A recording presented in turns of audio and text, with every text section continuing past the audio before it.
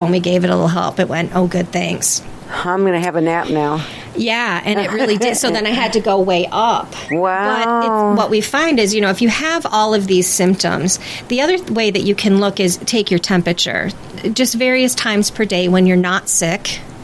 And really, if your temperature is not above 98, you're hypothyroid. Isn't that interesting? Those people that run 97.4, 97.6, that's a sign of hypothyroid. So there are some doctors now that are getting on board with looking at the symptoms. You're in the low end of normal. Your temperature is low, and they'll go ahead and put you on a small dose of thyroid, which, but that said, if we don't do something about it, we're all going to be on thyroid medication. Exactly, right. Just like you said. And it's very fascinating, isn't it, how our bodies will tell us what we need if we listen. Yeah, but you have to listen. That's the thing. And you have to know your body well enough. Well, in QNRT, our body is talking to us all the time. So if my what right does the shoulder helps, QNRT stand for? Quantum Neurological Reset Therapy. So if my right shoulder, I'm right-handed and my right shoulder is hurting right now, I'm working through something that I feel like I failed a male. If my wrist is hurting, I don't have dexterity. If my knee is hurting, I'm working through how do I move forward. By the way, my knee doesn't hurt anymore. Remember the last time my knee was hurting? We did talk about that. Yes. You're right. Yes. So we have a way that we reset that, but Dr. Hammer in German New Medicine, which this is all sort of comes from, he treated only cancer patients, and these were end-stage hospice type of patients. They had exhausted all of their medical treatment they could have. He was an MD, but he would do supportive care. So he would remove tumors or he'd put you on dialysis or whatever. But what he would also do besides that is say, you're on dialysis because you have kidney cancer, and kidney is abandonment and fear.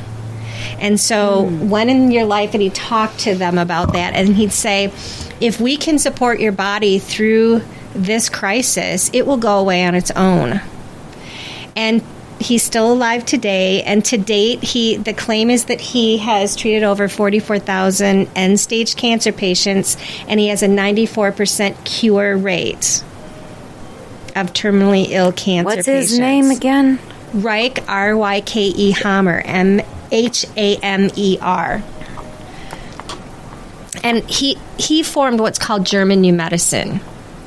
Now, of course, his journey is like many of the people who try these alternative new and different things, not great in that he was an MD and he did do surgeries and he did supportive care.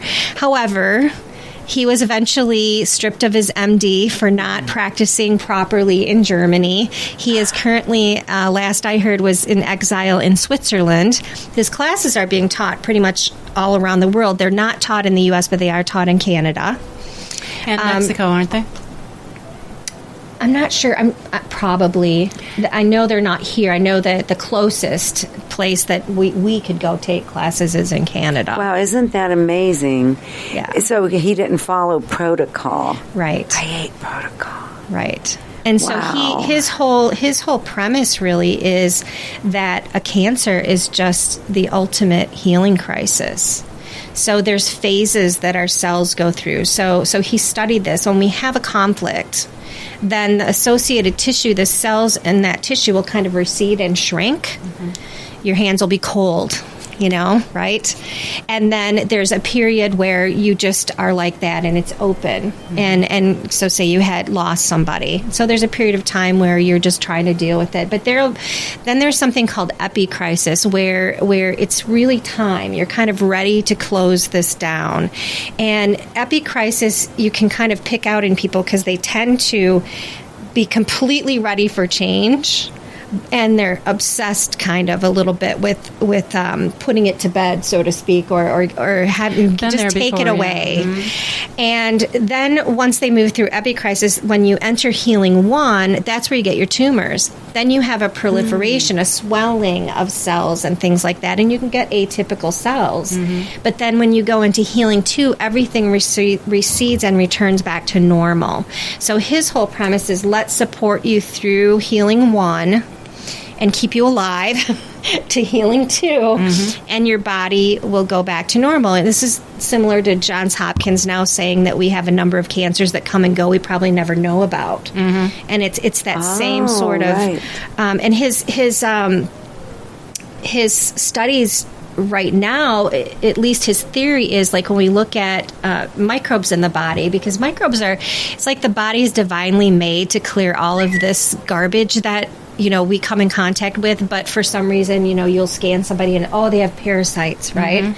And so why would the body be divinely made in every way but that? That's the one thing that we kind of didn't get right, or God didn't get right, whatever. So he actually started to study, and brainstem programs are associated with the proliferation of parasites. And midbrain with bacteria